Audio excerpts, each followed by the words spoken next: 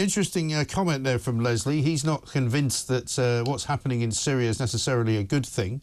Many people don't really know what's happening there because we wait and see, really, to see whether this group, Hayat Tahrir al-Sham, are going to be different to what they used to be. What's your take on it?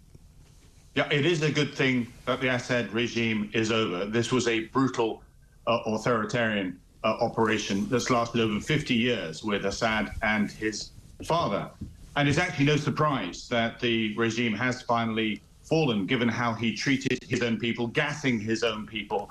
And indeed, the economy was not going in a good direction, allowing Iran and Russia also to have such huge influence. And it was only a matter of time before one of the various groupings, one of the various factions in Syria was going to overwhelm the very badly paid, demoralized armed forces. And it isn't just HTS, as you just mentioned, that is now trying to vie for space, for terrain, for influence. There's a number of groupings. It's just worth reflecting what Syria is. I mean, its history goes back to the cradle of civilization itself. It's a complex geography of ethnic groupings, of tribal constructs and so forth.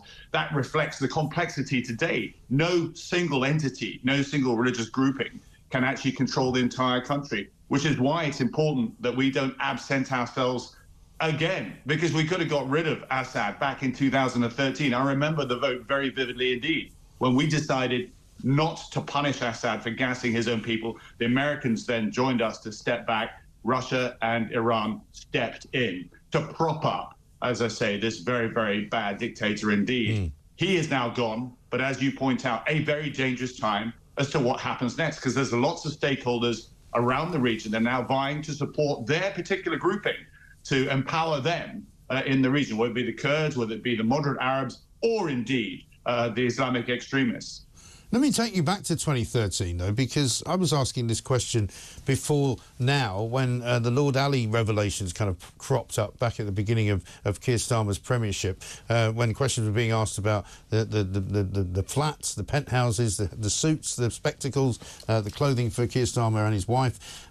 Lord Ali was spending quite a bit of time with Bashar al-Assad back then, and he was sent on more than one occasion, by his own admission, by Ed Miliband, who was leader of the opposition, to sort of have talks with Bashar al-Assad. He came back with the view that we should not attack his troops, and that was pretty much what led to the vote being defeated, or the bill, the move by David Cameron, defeated, because Ed Miliband and Labour decided it was a bad idea.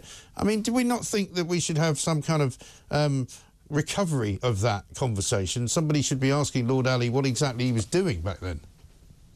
I understand why you pose these questions, and they're very political. Ultimately, it was a coalition government in control then, and we weren't able to persuade our own MPs, who, because of experience in Iraq and Afghanistan, there was no desire to get involved. The consequences of not getting involved is that other people then fill that vacuum, particularly Russia and indeed Iran. And Iran's involvement has then allowed Hezbollah to then operate there, to then train there, and in fact conduct operations from there to attack Israel. So there's an interconnectivity of what's going on in the Middle East. A unstable Syria is bad entirely for the Middle East. And it's now in our interest not to blink again, not to leave it to Turkey, Russia and Iran to decide the fate of Syria, but for the West itself to say this is calling for a federated model. It's calling for a technocratic council just to get us through the interim period.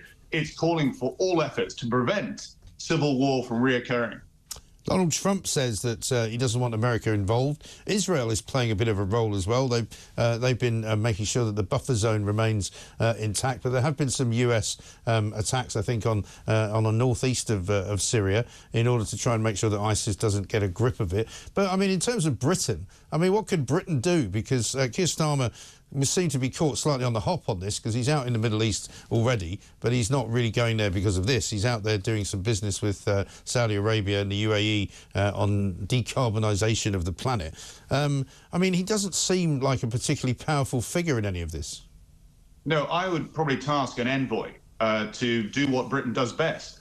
You say, what can Britain do? We don't have the hard power to do all the heavy lifting ourselves, but we do have the soft power, the convening power. We have the thought leadership. We have the connectivity with many of these countries, particularly in the Gulf, where I am now. I'm at the Doha Forum, where this has dominated conversations here. And people do still look to Britain, can I say this, with our historical connections to the region and our ideas that we put forward, our solutions that we're able to transcribe, to say this is the direction of travel that we should be going.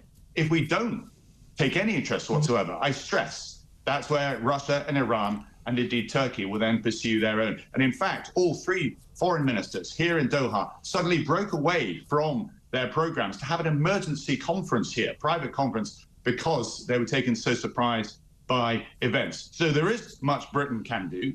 It's that creativity of providing those solutions. As I say, a federated model is what Syria, with its complex history of a patchwork quilt, if you like, of different groupings, needs to be promoting. You cannot run Syria from a centralized model, particularly with a dictator in charge. That will never work. The best that we've got coming from a lot of people this morning as well here on this show, and there will be, I'm sure, on other shows, is talk of the Syrian refugees, because as many as 5 million Syrian refugees came to Western Europe. Many of them are already saying they now want to go back. Should we be helping them to do that? So you raised a really, really, really important point, because an unstable Syria will lead to more refugees fleeing the region and heading towards Europe. If we're able to get Syria stable, yes, Syria is actually quite a decent country to want to live in, quite prosperous when it's not at war. So they will return. But an unstable Syria will not only lead to further refugee crises, but it will also see terrorism incubating again. HTS is actually an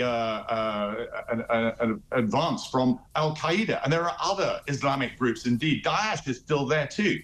So it's in our interest to see a stable Syria. It also means it's awash with guns and weapon systems. They end up in places like Gaza and with Hezbollah in the south of Lebanon. And there's modern slavery too. So it's in our interests to work with the international community, to not absent ourselves. I hear what Donald Trump says, and I spoke to people here about that, his comments. They were to do with whether we should militarily, whether America militarily should get involved. They actually have a base on the southern border of Syria, and he's made it clear, not involved militarily. But I do hope behind the scenes, he realizes, and America realizes, Britain realizes, it's in our interest now, after a decade when this should have happened already, with Assad overthrown, that we move to encourage and support a stable Syria. Good to talk to you, Tobias Ellwood. Thank you very much indeed. Former Defence Select Committee.